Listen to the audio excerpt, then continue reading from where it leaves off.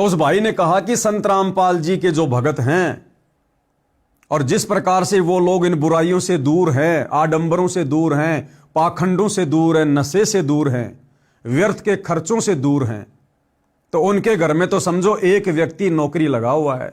यानी इन फालतू की परंपराओं पर, नशे आदि पर व्यक्ति ज्यादा भी नहीं तो कम से कम 15-20 हजार रुपया महीने में खर्च कर देता है, साल का लाखों रुपया खर्च कर देता है। और इतना पैसा तो घर में वो व्यक्ति कमाता है जो नौकरी कर रहा हो। तो सतगुरु रामपाल जी के भक्तों के घरों में जो भगत उनके नियमों पर चलते हैं और नियमों पर चलने के चलते उनको जो बचत हो जाती है, समझो एक व्यक्ति उस घर में सरकारी नौकरी लगा हुआ है। इस भाई का यह कहने का मतलब है, जो संत रामपाल जी से दीक्षा ले लेता है उसको तो यूं समझो एक लड़का नौकरी लग गया, इतनी बचत हो जाती है। मेरा एक बुआ का लड़का है, वह महीने के 60,000 रुपए सैलरी लेता है, सरकारी नौकरी है। शराब सिगरेट पीकर घर का नाश कर रखा था। मैं एक दिन सुबह सुबह उनके घर गया, वह तो नौकरी पर गया था, कहीं पीकर पड़ गया, आया ही नहीं घर। ऐसा कई बार करता था। उसकी पत्नी ने चूल्हा जला दिया, उस पर डेगची रख दी, चाय बनाने लगी। मैं दूसरे कमरे में बैठा था, उठकर देखा तो वह चूल्हे के पास बैठी थी। 1 घंटा हो गया, चाय नहीं आई। तब मेरी बुआ, उस शराबी की माता जो दूसरे लड़के के साथ रहती थी, आई, बोली उठ ले, कितकी चाय पीवेगा, न चीनी है, न दूध है, न चाय, न पत्ती, नाश कर रखा है लड़के ने। मैं दूसरी बुआ के लड़के के घर गया, वहां चाय पी, कुछ सामान दुकान से खरीदकर उसके घर डालकर आया। उसकी पत्नी रो रही थी, मैं चला गया। 6 महीने बाद फिर जाना हो गया। मैं देखकर आश्चर्यचकित था कि इतना अच्छा मकान रिपेयर, लिपाई, सफेदी करके सुधार रखा था।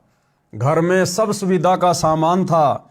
मेरी बुआ जी भी वहीं थी, वह बुआ का बेटा भी वहीं था। मैंने पूछा, 6 महीने में ये नरक स्वर्ग कैसे बन गया? यानी तेरे घर का माहौल जब मैं 6 महीने पहले आया तो नरक के जैसा था, अब अचानक से 6 महीने में स्वर्ग के जैसा कैसे बन गया?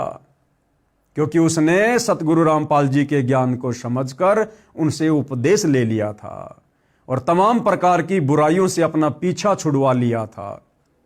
और 60,000 रुपये महीने का कमाते कमाते जिस घर में बच्चों को खाने के लिए अच्छे से भोजन भी नहीं मिलता था, पहनने के लिए कपड़े भी नहीं मिलते थे, अब उस व्यक्ति की पूरी सैलरी 60,000 रुपये उस घर में बचत के रूप में आने लगी। बचत के रूप में जो वो नशे में बर्बाद किया करता था। उस भाई ने बताया कि इस गांव में संत रामपाल जी सत्संग करने आए थे।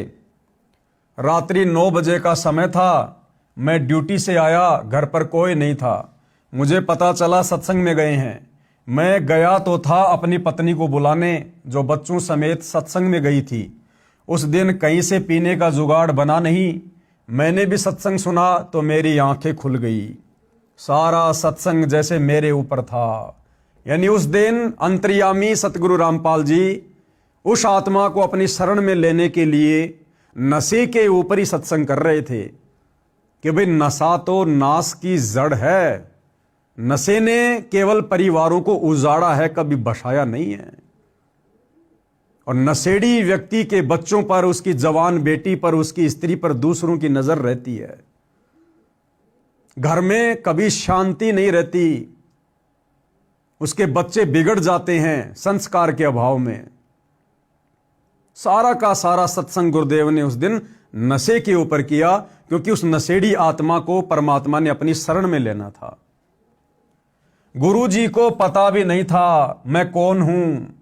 हालांकि ये उनकी सोच है जो कह रहे हैं कि गुरु जी को पता भी नहीं था कि मैं कौन हूं, लेकिन वे तो अंतर्यामी हैं, जानी जान है, घट घट की जानते हैं। चीटी पायल बाजे पैर, साहिब सुनता है सब लहर। तो गुरुदेव को तो पता था कि वो आत्मा आ रही है जिस आत्मा को काल ने बुरी तरह से बिगाड़ रखा है। गुरु जी को पता भी नहीं था मैं कौन हूं। मैंने उसी दिन नाम ले लिया, सब बीड़ी शराब वाहियात का खर्च बंद कर दिया। जो कमाता हूं सारी बचत है, न रिश्वत लेने की आवश्यकता, न कंपनी में ओवर टाइम करना। ओवर टाइम वाला पैसा भी नशे में जाता था। उसके स्थान पर अन्य भाई बहनों को रोजगार मिल गया।